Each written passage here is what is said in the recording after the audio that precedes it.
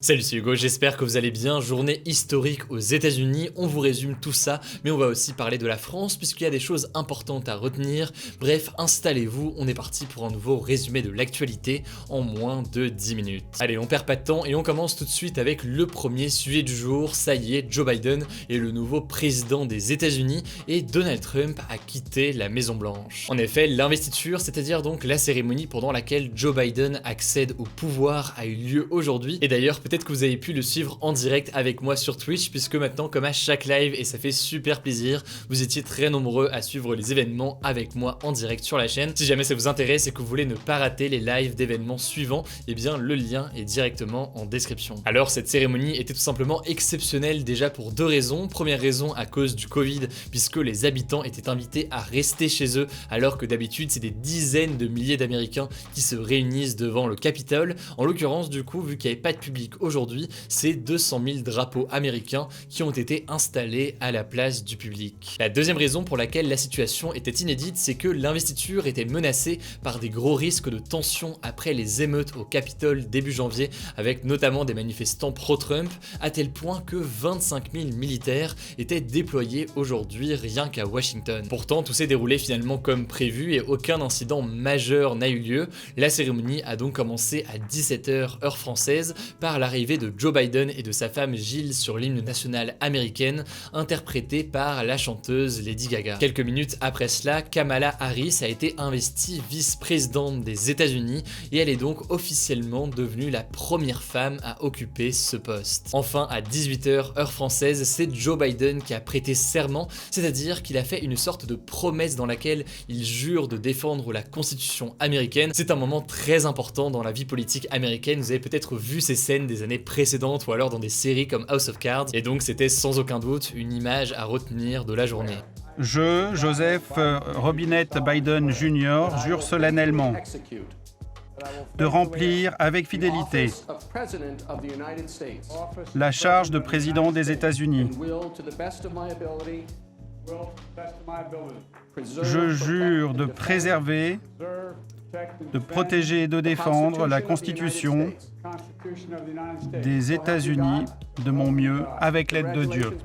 Toutes mes félicitations, Monsieur le Président. Joe Biden a ensuite tenu son premier discours en tant que président devant un comité réduit avec quelques invités de prestige comme le président Barack Obama, Bill Clinton ou encore George W. Bush. Jennifer Lopez a également tenu quelques chansons et puis Joe Biden a passé en revue les troupes militaires avant d'aller au Capitole pour signer les premiers documents présidentiels. Donald Trump de son côté avait décidé de ne pas participer à la cérémonie d'investiture. Il a donc quitté la Maison Blanche à 12h30 heure française pour rejoindre sa résidence de Mar-a-Lago en Floride. C'est tout simplement la première fois depuis 1869 qu'un président sortant n'assiste pas à cette cérémonie d'investiture. Du coup, Trump n'était pas là, mais Mike Pence, le vice-président sortant, était lui en revanche présent, comme vous pouvez le voir actuellement sur ces images. Faut savoir qu'habituellement c'est un grand événement, donc tout ça se termine en général avec des balles et des concerts qui ont lieu toute la nuit aux États-Unis, mais là logiquement à cause du Covid, ce sera remplacé par une émission de télévision. Elle s'appellera Celebrating America et elle sera présentée par l'acteur Tom Hanks avec diverses personnalités qui vont venir au cours de la soirée. On peut citer notamment Justin Timberlake ou encore Demi Lovato. Faut savoir que la présence de superstars lors de campagnes présidentielles ou alors de journées d'investiture, c'est quelque chose qui est beaucoup plus présent aux États-Unis qu'en France, et donc c'est pas étonnant de retrouver des noms d'artistes et de chanteurs de cette façon pour la cérémonie aujourd'hui. Bon, du coup Joe Biden est à la Maison Blanche, il s'est engagé à prendre des mesures dès aujourd'hui avec des décrets, mais alors pourquoi des décrets? Qu'est-ce que c'est? Eh bien tout simplement parce que ça lui évite d'avoir à passer par le Congrès et le Sénat pour les mesures les plus urgentes. Déjà, Joe Biden compte prendre des mesures importantes contre le coronavirus avec davantage d'obligations de port du masque ou encore la création de centres de vaccination alors que le pays approche aujourd'hui le seuil des 400 000 morts à cause de la pandémie. D'ailleurs, il compte aussi faire revenir les États-Unis au sein de l'Organisation mondiale de la santé alors que le pays l'avait quitté à la suite d'une décision de Donald Trump il y a environ un an au début de la pandémie. Biden a également dévoilé un plan de 1900 milliards de dollars pour sortir les États-Unis de la crise, et dans ce plan, il annonce notamment que dans les prochains jours, l'aide alimentaire va être renforcée, des chèques allant jusqu'à 1400 dollars par adulte vont être donnés en fonction des revenus des différentes familles, et des fonds vont être utilisés pour rouvrir les écoles. Toutes ces mesures, vous l'imaginez, elles ont un objectif qui est très clair, injecter de l'argent dans l'économie pour relancer le pays, même si, vous l'imaginez, 1900 milliards de dollars, ça fait beaucoup d'argent, et donc ce plan ne fait pas l'unanimité, notamment chez les républicains. Concernant l'immigration, il compte directement stopper la construction du mur à la frontière avec le Mexique. Il va également mettre fin au Muslim ban, l'interdiction donc d'entrer sur le territoire qui visait plusieurs pays à majorité musulmane. C'est une mesure qui avait été mise en place en 2017 dès l'arrivée de Donald Trump à la Maison Blanche. Enfin, côté environnement, Joe Biden a annoncé vouloir réintégrer dès aujourd'hui l'accord de Paris issu de la COP 21, cet accord qui vise donc à limiter le dérèglement climatique, un accord que Donald Trump avait là aussi quitté. Bref, vous l'avez compris, Joe Biden semble déterminé à aller dans le sens inverse de Donald Trump sur beaucoup de choses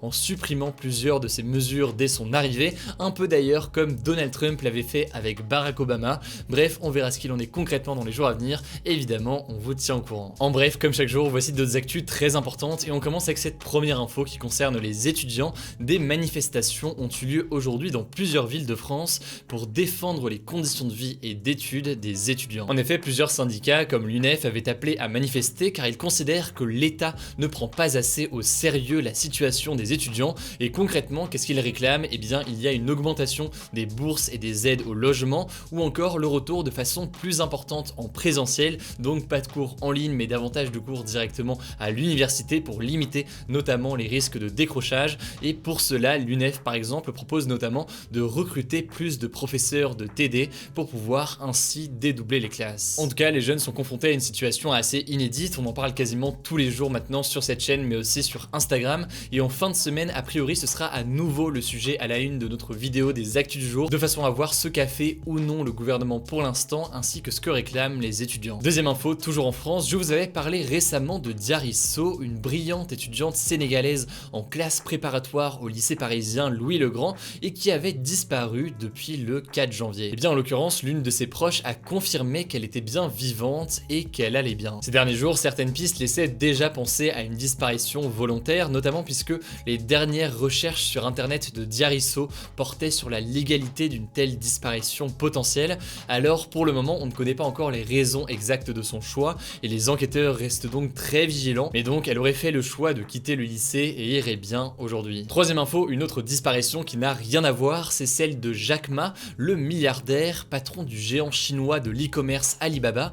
Il avait en fait disparu en octobre après avoir critiqué le gouvernement chinois. Et bien en l'occurrence, il est réapparu aujourd'hui dans une mystérieuse vidéo préenregistrée dans laquelle il salue la politique du président Xi Jinping. Bref, vous l'aurez compris, mystérieux changement de ton après une disparition pendant si longtemps, mais il est donc bien vivant aujourd'hui. Enfin, dernière info, pas de disparition, et c'est une note positive. Deux garçons âgés de 13 ans ont sauvé un père et son fils il y a quelques jours de la noyade. En fait, dimanche, Kylian et Matteo jouaient dans un parc à Belfort quand ils se sont rendus compte qu'un homme et son fils qui marchaient sur le lac gelé étaient passés à travers la glace. Sans hésiter, ils sont donc directement allés à leur secours, finissant eux aussi dans l'eau gelée. L'un des deux a réussi à atteindre l'enfant pour le tendre à un passant avant que les pompiers n'interviennent, et aujourd'hui, heureusement, tout le monde va bien, donc félicitations à eux pour leur courage il y a quelques jours. Le débat hier, c'était le suivant: Joe Biden fera-t-il un meilleur président des États-Unis que Donald Trump?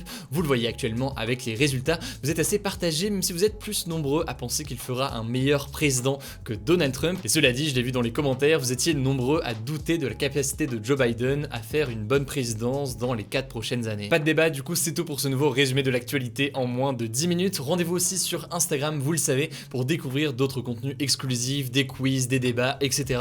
Le nom du compte c'est Hugo Decrypt. N'hésitez pas aussi à vous abonner, pourquoi pas, à cette chaîne YouTube si ce n'est pas encore le cas, pour ne pas rater les vidéos suivantes. Je crois que j'ai tout dit, prenez soin de vous et on se dit à demain pour une nouvelle vidéo.